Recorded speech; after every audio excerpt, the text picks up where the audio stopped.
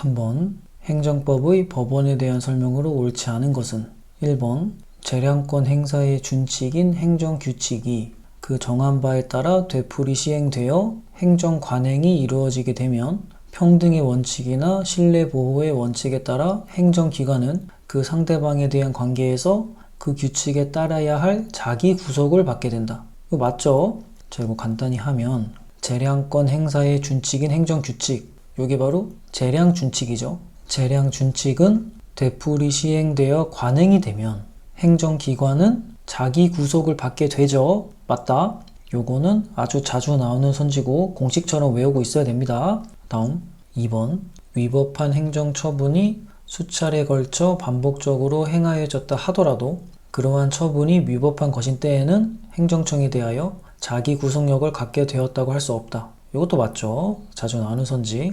위법한 행정처분에 대해서는 수차례에 걸쳐 반복되었다고 하더라도 자기 구속력을 갖게 되지 않는다. 맞다. 다음 3번 구농림수산식품부에 의하여 공표된 2008년도 농림사업 시행 지침서가 되풀이 시행되어 행정관행이 이루어졌다거나 그 공표만으로 신청인이 보호 가치가 있는 신뢰를 갖게 되었다고 볼 수 없다면 이 지침에 명시되지 않은 기준을 충족하지 못하였다는 이유를 들어 신청인의 사업자 인정 신청을 반려한 처분은 행정의 자기 구속의 원칙에 위배되지 않는다. 자, 이거 무슨 말인지 모르겠죠? 자, 실제 시험에서는 이런 선지 나오면은 물음표 치고 넘어가는 겁니다. 다음 4번 세무조사가 과세 자료의 수집 또는 신고 내용의 정확성 검증이라는 본연의 목적이 아니라 부정한 목적을 위하여 행하여졌다고 하더라도 이러한 세무조사에 의하여 수집된 과세 자료를 기초로 한 과세 처분은 위법하지 않다. 저게 틀렸죠? 이거 해석만 하면 풀 수 있죠? 세무조사가 부정한 목적을 위하여 행하여졌다면 이러한 세무조사에 의하여 수집된 과세 자료를 기초로 한 과세 처분은 위법하겠죠? 이럴 때는 옳지 않는 거 찾는 거니까 4번 답 찍고 넘어가는 거예요. 1, 2번은 확실히 옳은 선지고 4번이 틀린 선지니까 그러면 3번은 옳은 선지인데 요거는 해설해서 설명을 드릴게요. 답은 4번.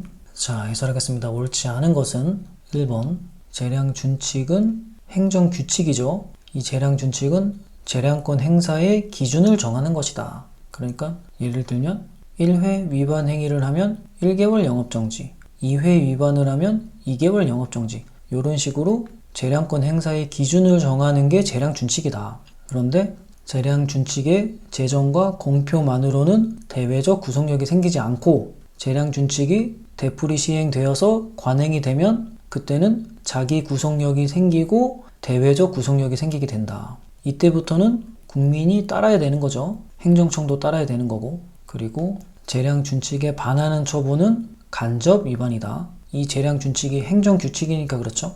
직접 위반은 아니고 간접 위반이다. 그래서 선지를 보면 재량권 행사의 준칙인 행정규칙이 그 정한 바에 따라 되풀이 시행되어 행정관행이 이루어지게 되면 평등의 원칙이나 신뢰보호의 원칙에 따라 행정기관은 그 상대방에 대한 관계에서 그 규칙을 따라야 할 자기 구속을 받게 된다. 맞아요. 딱 맞는 얘기 하고 있습니다. 자, 추가적으로 대법원이랑 헌법재판소에서는 신뢰보호의 근거를 법적 안정성으로 들었고 자기 구속의 근거를 평등과 신뢰보호의 원칙으로 들었다. 그러면 신뢰보호가 뭐냐? 되풀이 시행돼서 관행이 되면 국민의 신뢰가 생기죠? 그 신뢰는 보호해줘야 된다. 자기 구속은 동일한 사항에서는 동일한 결정을 해야 된다. 행정청이 동일한 사항에서는 동일한 결정을 해야 하는 자기 구속력이 생긴다. 이런 거죠.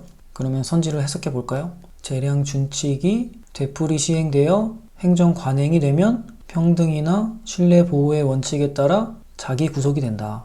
평등의 원칙이나 신뢰보호의 원칙에 따라 행정기관은 그 규칙에 따라야 할 자기 구속을 받게 된다.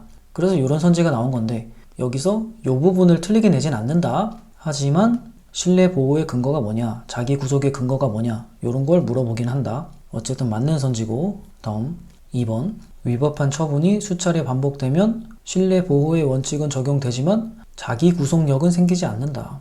이거 상식적이죠. 위법한 처분이 수차례 반복되었는데 행정청이 나중에 이게 위법하다는 걸 알게 됐어요. 그럼 그 이후부터는 위법한 처분을 하면 안 되겠죠? 그러니까 자기 구속력이 생기진 않는다. 동일한 사항에서 동일한 결정을 안 하게 되는 거죠. 하지만 되풀이 시행되어 관행이 되어 국민의 신뢰가 생겼으니까 이렇게 할 수는 있겠죠. 일주일의 시간을 줄 테니 수정해서 다시 신청해라. 이렇게 기회를 줄 수는 있겠죠. 국민의 신뢰는 보호해줘야 되니까. 자, 이 정도면 이해가 됐겠죠. 선지 보면 위법한 행정처분이 수차례에 걸쳐 반복적으로 행하여졌다 하더라도 그러한 처분이 위법한 것인 때에는 행정청에 대하여 자기 구속력을 갖게 된다고 할 수 없다. 맞다. 다음 3번. 요게 해석이 아주 어려운 선지였어요. 2008년도 농림사업시행 지침서가 요게 재량준칙인데 아직 재량준칙이 되풀이 시행되지 않아서 관행이 되지 않았고 재량준칙의 공표만으로는 신뢰보호가 되지 않죠. 그러니까 이 지침서는 자기 구속력이 생기지 않았고 대외적 구속력도 없다. 그러니까 지침서에 명시되지 않은 기준을 충족하지 못해서 반려한 처분은 적법하다. 다시 말하면 지침서 외의 다른 사유로 반려가 가능하다. 이런 얘기 하는 거죠. 자, 이제 읽힐 거예요. 2008년도 농림사업 시행 지침서가 되풀이 시행되어 행정 관행이 이루어졌다고 볼 수 없고 그 지침서의 공표만으로 신청인이 보호 가치가 있는 신뢰를 갖게 되었다고 볼 수 없다면, 그러니까 공표만으로는 신뢰 보호가 되지 않기 때문에 이 지침에 명시되지 않은 기준을 충족하지 못하였다는 이유를 들어 신청인의 사업자 인정 신청을 반려한 처분은 적법하다. 그러니까 행정의 자기 구속의 원칙에 위배되지 않는다. 맞죠? 되풀이 시행되어 관행이 되지 않았으니까 자기 구속 생기지 않았고 재량준칙의 공표만으로 신뢰 보호되지 않고 자기 구속력도 생기지 않죠. 그러니까 이 지침서는 자기 구속력도 없고 대외적 구속력도 없는 거예요. 그러니까 이 지침에 명시되지 않은 기준을 충족하지 못하였다는 이유로 신청인의 사업자 인정 신청을 반려한 처분은 적법하다, 가능하다. 행정의 자기 구속의 원칙에 위배되지 않는다. 맞다. 자, 이제 해석되죠? 요거는 해석만 되면은 당연한 선지인데 해석이 너무 어려웠다. 실제 시험에서는 요런 거는 빼고 푸는 거예요. 어쩔 수 없다.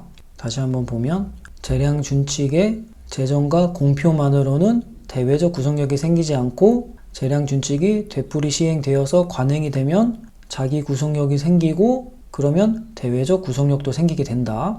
다음 4번. 위법한 세무조사로 인한 과세처분은 당연히 위법하겠죠. 상식적인 얘기죠. 그 예로 두 가지가 나오는데 중복 실시된 세무조사로 인한 부가가치세 부과처분은 위법하다. 그리고 부정한 목적의 세무조사로 인한 과세처분도 위법하다. 이 중복 실시된 세무조사랑 부정한 목적의 세무조사는 모두 위법한 세무조사죠. 선지 보면 세무조사가 부정한 목적을 위하여 행하여졌다고 하더라도 이러한 세무조사에 의하여 수집된 과세자료를 기초로 한 과세처분은 위법하지 않다. 틀렸죠. 위법하죠. 다음 문제.